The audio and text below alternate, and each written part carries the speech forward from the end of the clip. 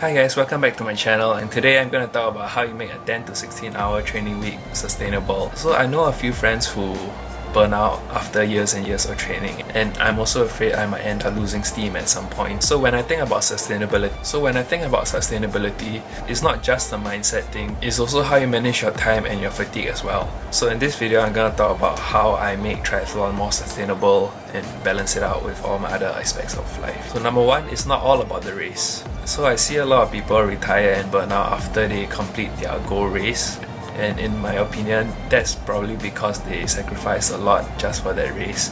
They probably sacrifice a lot of time spent with family or sacrifice a lot of work to train for a triathlon. So when the race is over, you might feel like you need to get back lost time after the race and stay away from training. So for me, I view races as like just a test of fitness and maybe have a cake at the podium if I'm good enough. So for me, I won't sacrifice another part of my life just to train the extra mile for the race itself. And when the race is over, training still continues as per usual. So I feel it's important not to place so much emphasis on a single race so that you can keep training at a sustainable level all year round. And the second tip is do indoor training. I feel like indoor training is like the ultimate level of productivity, because 1 hour of work on a trainer is really 1 hour of work, because you cut out the traveling time waiting for the traffic lights, and also you cut out waiting for other people to get ready. So that 1 hour is just you and the clock. Indoor training also helped me find extra time in the day. So imagine if I have to spend 30 minutes to travel to training, then spend an hour there training and 30 minutes back home. So that's already half the time spent on traveling. So obviously that's not gonna work in the long term. So another hack is I actually do work on the bike. So when I'm doing my easy ride, I actually can do work on the trainer. That's why I love the trainer so much, because I feel that I'm more productive on the trainer than if I'm not on the trainer.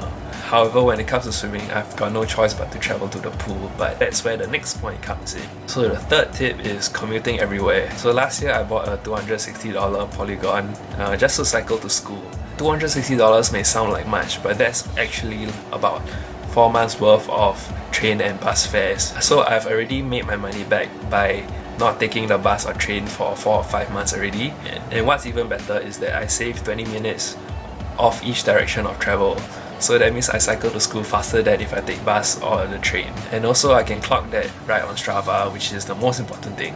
And in the entire week, out of maybe 9 to 10 hours of cycling, almost 2 to 2.5 hours of that will be just the commute. So that's another good and easy way to get in your aerobic miles. So that's how you make training a really sustainable part of your weekly routine. So number 4 is the mindset, where you have to train for 2 hours a day. So this one is a bit more psychological. So what that means is basically finding 2 hours a day just for training. So if you really have no time, you just wake up 1 hour earlier and sleep 1 hour later. Then you have an extra 2 hours a day already. So unless all your waking hours are actually doing work, you can basically find a time that you are lying in bed scrolling through your phone. All that time could be used for training, and there's like very little excuse not to find time in your day. So number 5 is community. So I'm glad the triathlon community in Singapore is a pretty small but strong one. So without it, I probably would swim less than 3 times a week, because swimming is quite boring. So the community for me is like the gel that keeps you in the sport. They also kind of keeps you accountable for your training, and because all your activities are on Strava, they can see exactly what you're doing. So there's no room for slacking either. And also on Instagram, where people like watch what you eat, and everything that you do is on Instagram. And you're also sort of killing 2 birds with 1 stone when you are training with your friends. It's like you are doing training as well as socializing with people. So that's like 2 things you can do at the same time. For number 6, my goal is to train better than last year. Right now, I have more trivial goals rather than specific goals for a triathlon. So for me, I don't really set myself timing goals and position goals like I want to be like first spot in the podium for this race, but rather I want to make sure that at least my performance is better than last year. So that's my main aim of triathlon. So for me, I think if I focus too much on the timing and the podium, I get a bit too stressed out and not enjoy the race at all, and probably won't be able to perform well anyway. So my triathlon goals are very broad, and is simply to become fitter and healthier than last year. And also to challenge myself to break barriers that I've never broken before. So that's also kind of like the beauty of sport. You don't know what's your body capable of. It's quite thrilling and motivating to think about it. When I race, I still get race nerves. So right now I'm trying to think less about the outcome but more of my performance in the race. Even if I got the last position, but if I performed better than I expected, I think then it's a win for me. And that's also how I try to keep like expectations away from my head and not try to stress myself before the race. And also that will help me have a better time enjoying the race as well. So this brings me on to the next point, which is to enjoy the process. So I don't know why, but I see a lot of athletes kind of dread training. So somehow athletes don't like it when they hear coach is coming today and they're so scared about the set. So hopefully you're not one of those people. So for me, training gets me excited and I always look forward to training throughout the day. I love the hard interval sessions, I don't know why. Maybe I'm slightly crazy, but who knows. I wish my love for training would never go away.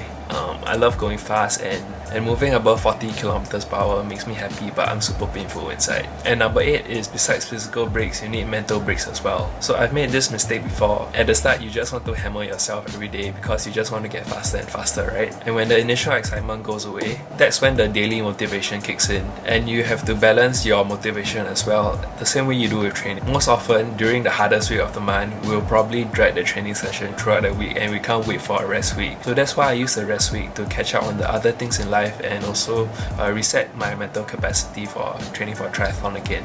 So usually when the rest week ends, I'll be ready and excited for the next 3 weeks of hard training again. So the 9th point is triathlon doesn't have to be expensive. So basically if you're paying a lot of money for triathlon, that already makes it quite unsustainable.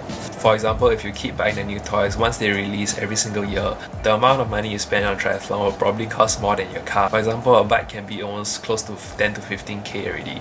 So in the long run, if you keep buying new stuff every single year, I think that's not very sustainable either. Unless you're a pro, triathlon is just a hobby and I feel that you shouldn't be spending way too much on just a hobby and you're not making money out from it.